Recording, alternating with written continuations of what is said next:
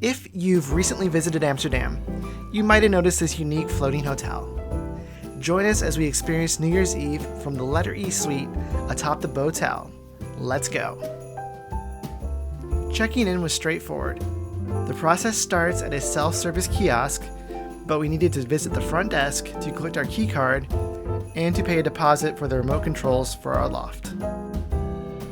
It was at this point we learned something surprising. Aside from those letter suites, the rest of the hotel is being used to house Ukrainian refugees.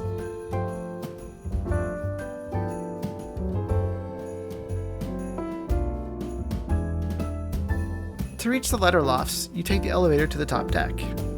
The elevator opens up at the base of the letter T loft, and from there, it's a short outdoor walk to the entrance of the letter E loft. The top deck also provides access to an outdoor viewing area, a deck below. Now let's head inside and take a look at the loft space. Alright, as you enter the room, immediately on your left, there's this large metal covered area. This is actually the bathroom. Look in here, and it is bright yellow-green. It is intense, let me tell you. Yeah, this is a pretty standard bathroom. We have our samples of shampoo and soap here. That is my toothpaste. I need to take that back. There is a bit of damage in here. Something I've noticed about this room is there's quite a bit of damage in different places. But this is like, I think that's just glue. But this is like a tear that goes all the way over here. Looks like it's been ripped off and broken. In general, it's just a bit dirty. Like the floors don't look super clean. There is a large rainfall shower head, which actually, that does look pretty clean. And there is a hair and body wash shower gel mounted on the wall here. Just outside the bathroom, we have our air conditioning controls. Now there's two of them here, and I'm not sure which is which and what does what. They both appear to have power, so I never actually figured out which one controls the heating unit upstairs. We came in, it was pretty cool down here, and upstairs was roasting, so we turned them both down. We opened the window, and that made it a bit manageable. You'll see there's some stairs going up to the loft area. And then your right, you have a coat rack. There is a luggage rack that has all our towels on it. I guess you needed a place to put the towels. I'm not sure where you're supposed to put your luggage then, but little side table with diffuser. It smells pretty nice in here. The living room is an interesting choice of decor. So we have this kind of old leather couch, which is a bit, a unique choice. I don't hate it. This more modern standing lamp. Opposite that, there is, looks like a chair from a school, and this like metal desk. And in the drawers of the metal desk are linens. So I'm not sure if you can use the couch as a bed or something. That's why the linens are there. Not really sure. There's also a TV down here for you to sit on the couch. In the center of the room, we have this rug that's definitely seen better days, and a couple of nesting coffee tables. Now, what you'll also notice in here is there's also quite a bit of wall damage as you look around. So I'm not sure what or how this damage occurred, but it's a lot of spots in this room where the walls are pretty chewed up.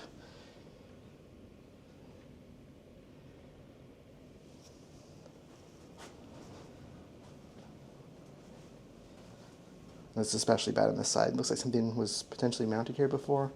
I'm not sure, but it looks like a combination of wear and water damage. Out here we also have a standalone sink. Inside the cabinet is your glassware, coffee cups, and a small mini fridge to put your beverages in. Up top, we have a sink, hand soap, and a roll of paper towels for you.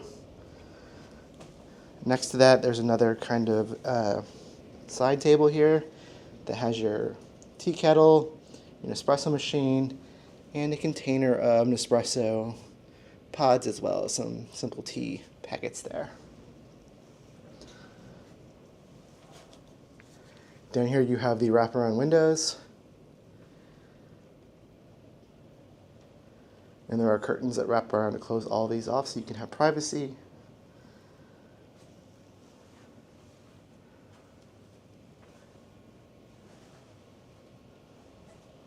Oh yeah, if you turn around back by the front door here, there's even more wall damage.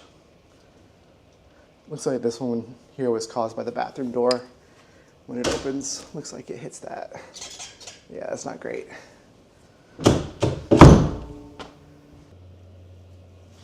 Okay, coming up the stairs, immediately on our left we have a large soaker tub.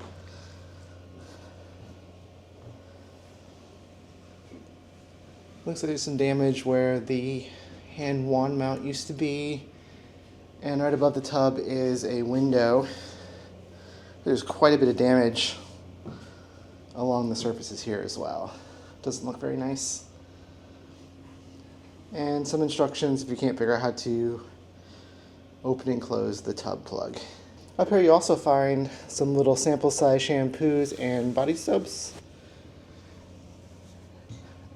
There is a large handle for getting into the tub, as well as some small stairs on the surface. Now we had this window open a good chunk of the night because it was so warm up here, which was quite nice to have that window there. On the right here is the bed, kind of the bed loft area. And you'll see above the bed there is the projector and the streaming device. On one side of the bed, under the nightstand, is a safe. On the other side is just some storage. Now this looks to be a custom kind of wood frame bed. It's got quite a bit of wear and tear on it, and the mattresses on it are quite thin. So just some thin mattresses on some supporting planks. This bed was quite firm, not our favorite to sleep on. But up here you do have full wraparound windows as well. There's the L letter suite outside there. And there's curtains that you can close all the way around as well. Now the appeal of this particular letter suite is the movie cinema style setup. So on one side, like I pointed out, you have your projector and streaming device. On the other side is a large screen and some speakers on either side. This is pretty nice, a pretty nice little setup for watching stuff in bed. When you check in, you do have to pay a deposit to get the remotes for those things. So they give you a box. You have your remote for the projector, your remote for the streaming device, as well as the instructions on how to use it. This was a $50 deposit, sorry, €50 deposit. We'll get back when we check out. The streaming device has all the major streaming things: YouTube, Netflix, Disney Plus, Amazon Prime, Apple TV, HBO Max. We only use the YouTube and the Netflix. They have accounts set up for each one of those, but we actually signed into our YouTube as well because we have YouTube Premium and we didn't want to watch ads. But just remember, if you do that, to check out or to sign out before you leave so your account isn't left on. Since this is the movie theater letter suite, you'll see there's also movie posters around. So starting up here we have, Star Wars, one of the best ever. We got Scarface, Avengers, Pulp Fiction, E.T. Opposite that we have Jaws, The Usual Suspects, Home Alone. On the loft wall we have The Godfather, Titanic. And finally on this wall we have Silence of the Lambs, Jurassic Park, and Terminator 2. And finally Lord of War. So it's a bit of a strange choice, I think. All these other movies are like super well-known, very popular movies, and I literally have never seen or heard of Lord of War, which is, I don't know, you guys seen Lord of War? Let us know in the comments if that's deserves to be up here with the rest of these. It's a bit of an odd choice.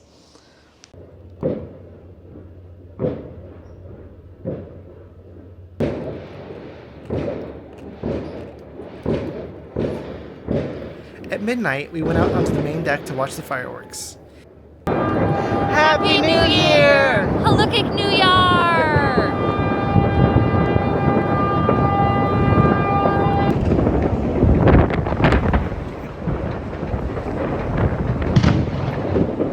If you've never been to Amsterdam on New Year's Eve, it is quite the spectacle. The city lights up in an unforgettable fireworks display that feels incredibly chaotic and mesmerizing. From the safety of the Botel, we had some fantastic views of the celebrations without being too close to the action.